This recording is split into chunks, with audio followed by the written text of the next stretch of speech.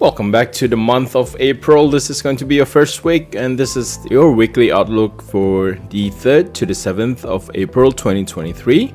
My name is Vito and Henjoto. Let's get this started with a recap of last week. I think in terms of last week, it was a pretty quiet week. I think the focus would be more on the PCE numbers from the US. So the PCE numbers, it's not listed here on the yearly one, but the yearly one actually fell off from 5.3 to 5%. It is still pretty high, but we're looking at a little bit of a disinflationary pressure coming out from the consumer side. The core PCE index, that one here come in a little bit lower than what the forecast was at 0.4%. It came in at 0.3%. But overall, if we also take a look at the final GDP numbers in the US, that also came off a little bit lower.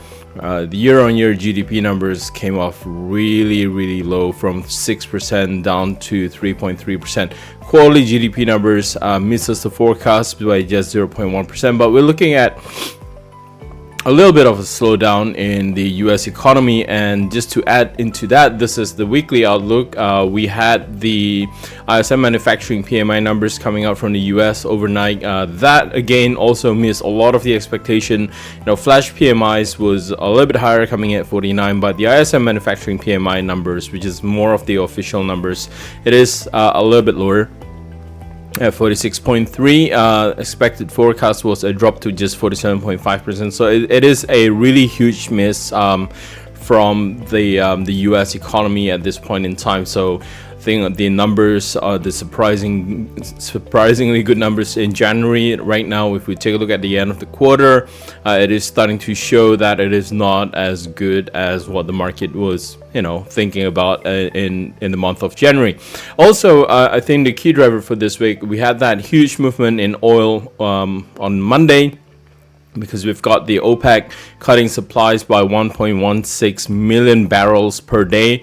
That is a huge cut, considering that is the cut per day, not per month. It's 1.16 million barrel per day.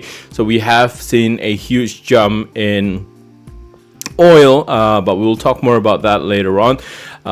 So we had that huge jump in oil, and I think pretty much globally there's the concern that we have seen inflation numbers coming off, and now energy prices is coming back up, and we know the inflation in the Eurozone, inflation in the UK is mainly driven by this energy rises in energy prices. So there is that concern with what should the central bank be doing, and I think that kind of gave a little bit of a thought into the overall market movement. Obviously, the US dollar is getting pummeled because we have seen the return of risk assets. And the sentiment is really upbeat with oil prices going up. People are just getting into that risk appetite mood. People are just buying the euro. The Aussie was the biggest gain overnight, 1.5% jump. I think it was basically the highest in about 4 months for the Australian dollar in terms of its movement. So yeah. The current thought is this: that with the inflation coming off, energy prices coming up, what should the central banks be doing? The thought right now would be that the ECB will likely continue to hike rates. The Fed was expected to hike by just one more 25 basis points, but with the current situation, if oil prices continue to push up, then there's going to be the thought that maybe the central bank shouldn't be, cutting off interest rates, or it shouldn't stop hiking interest rate at the current rate. Now that brings us to today with Australia. The RBA, the consensus keeps changing, it keeps shifting, but the current cash rate is at 3.6%. This is the latest consensus. The latest consensus based on the futures rate market. About 90% expects unchanged at 3.6%. But if we talk about the economies being surveyed, then about 21 out of 37 is actually expecting a 25 basis points hike. So with the Australian interest rate decision, so there's always that possibility the RBA is likely going to continue to hike by 25 basis points, or they might actually pause and not do anything at 3.6%. The statement for today, we do hope that they are going to talk about the current oil prices, with the OPEC cutting supply, how's that going to impact future interest rate decision. Hopefully that's going to be part of the rate statement for today on Tuesday. On Wednesday, for tomorrow, we've got the Royal Bank of New Zealand expecting to hike rates again from 4.75% to 5%. This is currently unchanged, and we're still expecting that rate hike to happen for New Zealand. And then we have the US ISM Services PMI numbers. Again, with the ISM Services PMI numbers, it's not really that much of a major concern. We have seen the Services PMI nudges up higher above 50, which is kind of the cutoff point. If we see anything above 50, then we're looking at a growing economy, we're looking at the growing industry. So the services PMI, it's still doing okay, even with the expected drop to 54.3. We might actually, if we base it on the manufacturing PMI numbers, we might actually get a lower number as well, but I think overall it should stay above 50 and it shouldn't be really a problem.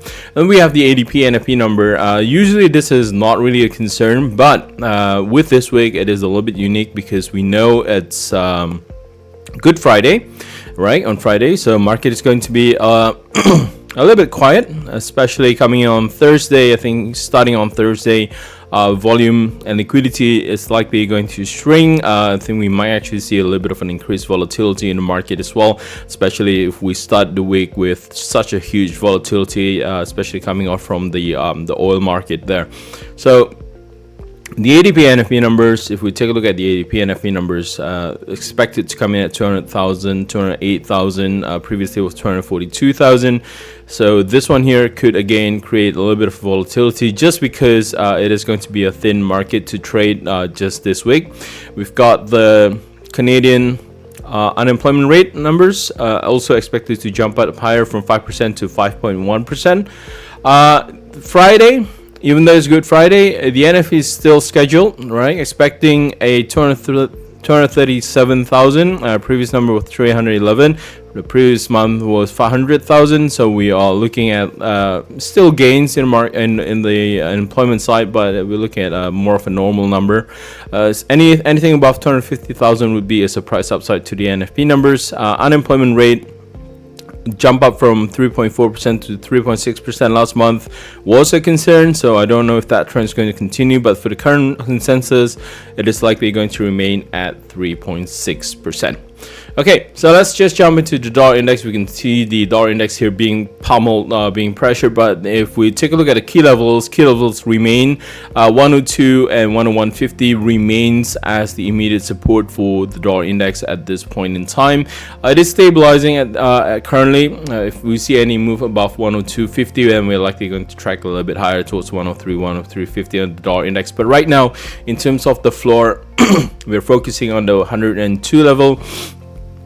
Just to see how the market is going to be reacting, because if we take a look at the run up, for example on the Aussie USD, it was a huge run. It was a huge jump up from 67 cents nearly all the way up to about 68 cents on the Aussie USD just in one day. But if we take a look at the overall range, it did actually started the day lower, closer to about 66.80. So we have seen a huge 1 cent jump overnight on the Aussie USD. But if we take a look at the whole general picture, this is something that's already been mentioned in last week's outlook, that the general trend for the Aussie USD remains to the downside. It is within a bearish flag pattern, and the correction at even though there was a huge run overnight, is still limited to about 38.2%. so it is technically still a normal market correction. So I think this is where short-term traders might get blindsided if they don't take a look at the overall general picture on the Aussie USD. So we had that return of risk in the market. We've seen risk assets rally, but the overall rally, it is still pretty much within reason. It's still pretty much contained within the range that we have actually been discussing since last week. In terms of range, if you take a look at the weekly pivot here, this is currently at R2, that's at about 38.2. If we take a look at where the R3 is going to be located, the R3 is going to be at the upper end of this parallel channel that we have that's currently forming the bearish flag pattern. That's located at about 68.40, 68.50 level. If we need to see the Aussie USD continue to move to the downside, obviously it needs to break lower and needs to come back down below 67 cents. Therefore, technically, if we take a look at this week, it needs to come back down to the pivot level. Ideally, if you are looking for a position on the Aussie USD, I would much prefer for the bearish flag pattern to be broken to the downside. If this one continues to push up higher towards 68.50, there's likely going to be a stronger resistance coming in at 69 cents. But the overall picture doesn't change for the Aussie USD. It remains down in a downtrend. The current correction that the current rally that we're looking at is still considered within a marginal normal correction, just reaching at about 38.2%. It's not even a significant correction, right? Next up, we have the Euro USD. Euro USD critical level would be at 1.09, which is where we're keeping a tab on. The level to watch out for is actually 1.09 to 1.0925. Currently, with the overall rally overnight, again, we're not seeing as huge of a move like the Aussie USD, but it is still pretty huge. It is about 100 pips as well, so it is about 1 cent in terms of movement. It is still well contained by 1.09, so we actually haven't breached 1.0925. Take a look at where the R1 is located. Is actually at 1.0930, so it is within range to 1.0925. So at this point in time, I think again the market is getting a little bit confused because there's that rally to the upside, but it is contained. I think a lot of people that went long overnight pretty much frustrated. There's a little bit of profit taking happening at 1.09, so we really need to confirm that break above 1.0925 before we can see any further continued upside for the Euro USD. Unlike the Aussie USD, the Euro USD could actually manage to do this because we actually have a projected target for the Euro USD to be able to reach 1.1 in 1.1 and 1.11 in the near future for the Euro USD. So a key level to watch out for obviously is to the upside. We're keeping an eye out on 1.0925. Support will come in at about 1.0850, and then below that we've got 1.0750 for the Euro USD. The pound USD is also interesting because if we take a look at where the market bounces off, it was actually from 1.23, and 1.23 was basically previous support turn resistance, and then resistance turns support right now for the pound USD, but it is still again contained by the market. We still haven't seen the progress above 1.2425 at this point in time, so technically 1.24 still holds. And in terms of key resistance for the pound USD, we still look at 1.2450 as a more significant resistance, so technically this is still in range between 1.18 to 1.2450, which is a range that has been established since December 2022. So in short-term movement, we might actually see this one continue to track higher towards 1.2450. It might actually come in and test 1.2450, but longer term outlook on the pound USD, we need that break above 1.2450. So any rejections at 1.2450, sellers are just going to come in, and if we take a look at the current condition on the momentum, it is a little bit overextended. It's not really overbought as of yet because the stochastic is still above 80 level. But if there's that rejection at 1.2450, we might actually see a little bit of a correction on pound USD. All right, so continuing on to the dollar Japanese yen. Dollar Japanese yen, in terms of the outlook, last week we mentioned 132.50 as a key level for the market to surpass. We have a deadline for that. It was the 31st of March. We have seen that transition happen above 132.50. Right now we are looking at resistance coming in at 133.50. I do see that pressure on the US dollar on Monday, and that pressure on the US dollar on Monday basically take this one back down to about 132.50, 132. So overall, it is still within range. It does come off a little bit, but there's still support building up for the dollar Japanese yen. We still have 131.50, and ultimately we still have 131 and 130. If we take a look at where the support one is located, it is located at 131. In terms of resistance, 133.50, and then if we do see price return to 133.50, then it'll be more of a gradual crawl back up to 134.50. All right, next one, it's gold. For gold, this one here, if we take a look at the current condition for gold, the 2 key levels to watch out for, it's always the same as the previous outlook. It was 950 and 2000. Nothing much has changed. Do notice a pennant currently with a symmetrical triangle. We saw that attempt to break that symmetrical triangle, but if we take a look at where price ended up overnight, it is still within that symmetrical triangle. So we haven't actually seen that triangle breakout yet. Again, despite the potential for that triangle breakouts, I think, with that, any breakouts, I think we still are going to be contained by that 2000 level as well as the 1950 level for gold. So this is more of a range bound market condition with a shrinking range at this point in time for gold. All right, star of the week is obviously going to be oil. We saw that huge jump for oil there from 75 all the way up to 80, so about $5 jump in one day. Right now, if we take a look at the 10 bars that I've highlighted, so for the next 10 days, basically up until the 14th to 17th of it's actually up until the 17th of April. It's where the Ichimoku cloud is actually very, very thin at about 77.50 to 77 on the oil here. Right now, this one push higher? If it does break above 82 and closes above 82, then we're likely going to see buyers come in again, just because they might be afraid of missing out on the action here. But the logical way to look at oil is that, sure, with the oil supply cut off, we do expect oil prices to be maintained, right, to a certain degree. It's just that we're currently looking at a market that's lacking a little bit of supply. That's just a very logical common sense. But if we expect buyers to come in at about 80, it is a very risky situation, because in terms of placing the stop loss in the market, a lot of traders are going to think, where are we going to put our stop loss? Is it going to be at 72? Is it going to be at 70? It's really far.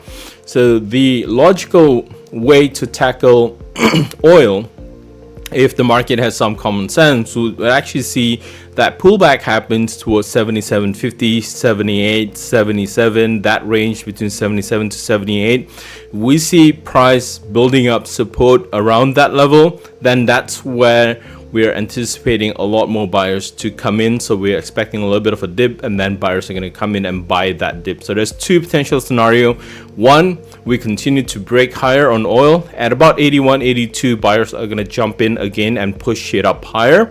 If it pulls back down to 77, 78, then we are also going to see buyers looking at, hey, there's a potential support here. We're going to be looking at investing in oil. So there are that two potential outcome for oil. Now, the implication for oil to the inflation, the concern again, higher energy prices, that's likely going to drive inflation higher again. We're talking about the headline inflation that includes the energy prices. That's likely going to get driven higher, but we're not going to see what happened this week immediately reflected onto the inflation in the market. We're not going to be looking at that until about 3 to 6 months, and that is also on just one condition, that price is able to maintain a position above 80 to about 90 for at least 1 to 2 months before that gets reflected onto the CPI numbers. Okay, so that's basically the concern. So I don't think right now, where the market is really worried about, hey, oil prices is going up, inflation is going to go up again, I don't think that should be the way we look at the market. If we pause for a little bit, for that to happen, we need to see a sustained high price in oil for inflation to be affected. If it's just going to be one spike in a week, and then everyone in the market says, yeah, you know what, but manufacturing is dropping down, there's not much demand for oil prices could come back down. So again, in terms of whether or not it's going to affect inflation, it's highly dependent on whether or not oil prices are sustainably higher, right? If it's not really sustained at the current level or closer to about 90, then the overall inflation wouldn't actually get affected. So we might actually see inflation keep coming off at the current rate. All right, so that's pretty much it for this week. Again, just a reminder, there's going to be high volatility, there's going to be thin trading because we do have that Easter long weekend coming up. Again, in some countries, depending on where you're watching this, on Monday, some market is actually going to be closed for Easter Monday as well. So with that, good luck with your trades. I'll see you soon.